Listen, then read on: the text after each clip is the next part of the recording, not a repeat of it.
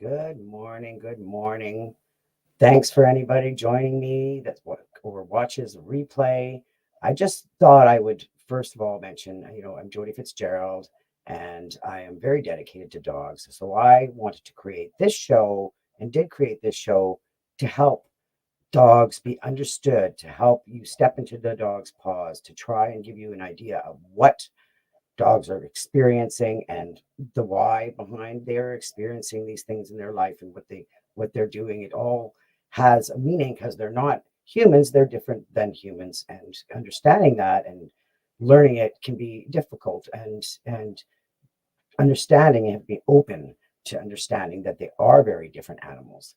So I just, with that note, I wanted to mention and talk about that behavior problems we know are on a rise, that there's that one third of dogs apparently are reported to have behavior concerns.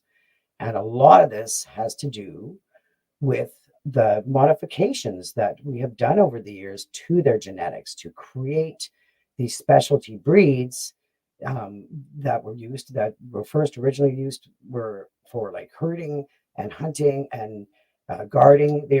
These dogs were all created genetically, um, for specific reasons, and then now we mix even more together, and we get a lot of mixed breeds. Really, we get dogs with more than just one and breed in them, and it's really hard for the dog with all of these special genetic traits and abilities to they think about the world different, they see the world different, they hear the world different very much than we do.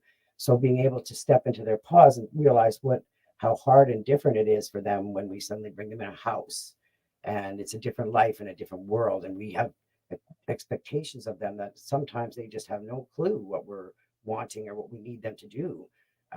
And we also often people forget to tell them when they're doing a good thing, kind of get stuck on the bad things. So just recognizing how very difficult it can be for dogs to be doing the right thing, that works for you and your life and your home and for the dog.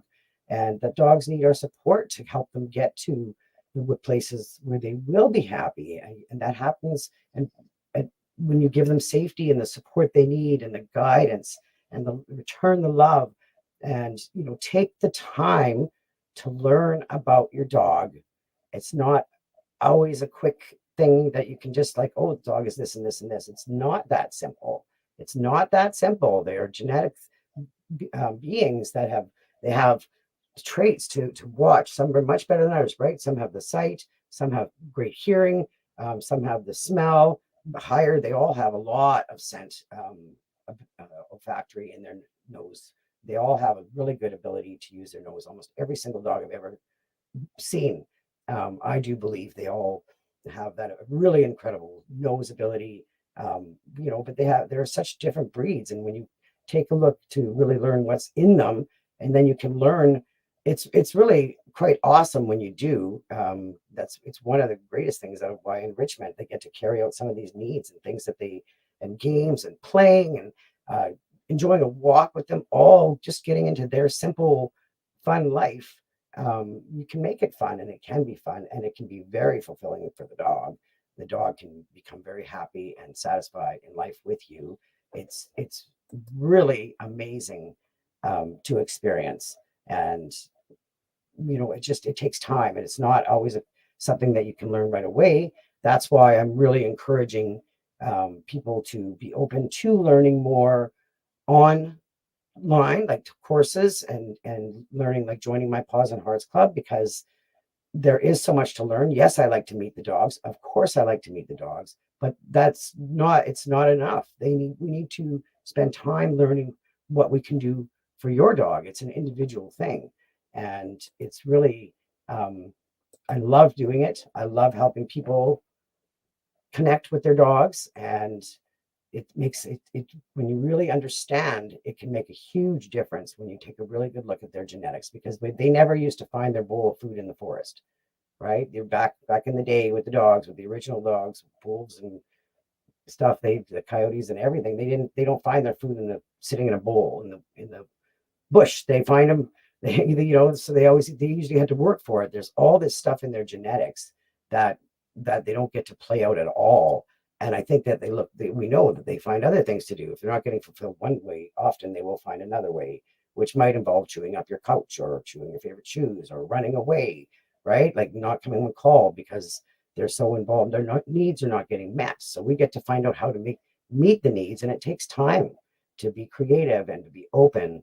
And we get to, there's so much unconditional love that they give, and I love that we can get it back.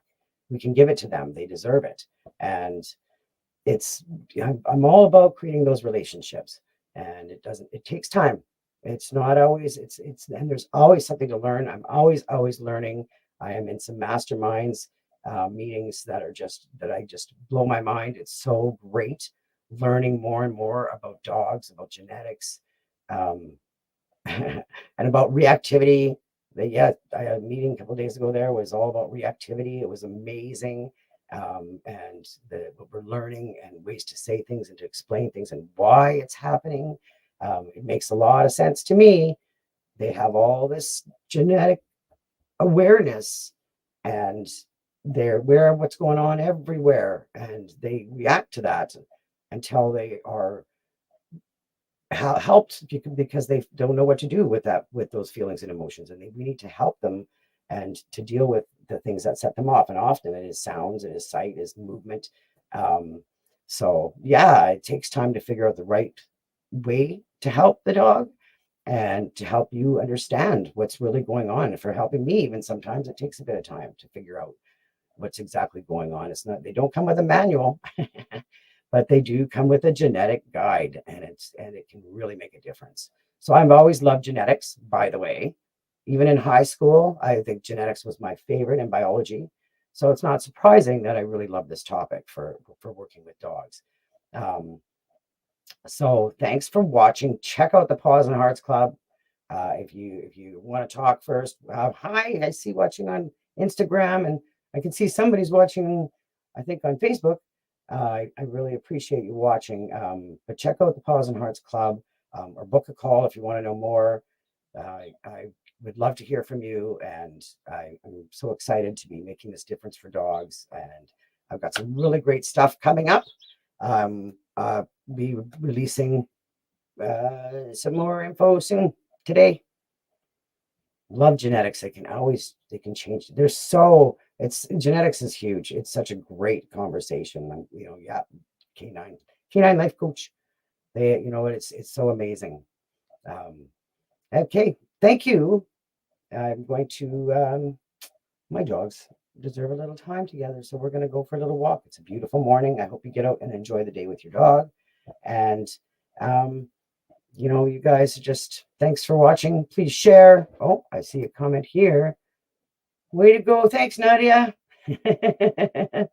Yep, it's not the easiest thing to do this every day. And I'm glad the Fridays, this is neat. Step into your dog's paws. Think about what they're going through.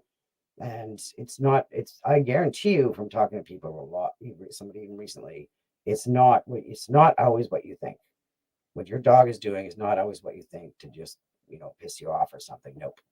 It's very often not what you think at all. So jump into that and you'll be learning lots more about your dog and have a way better relationship.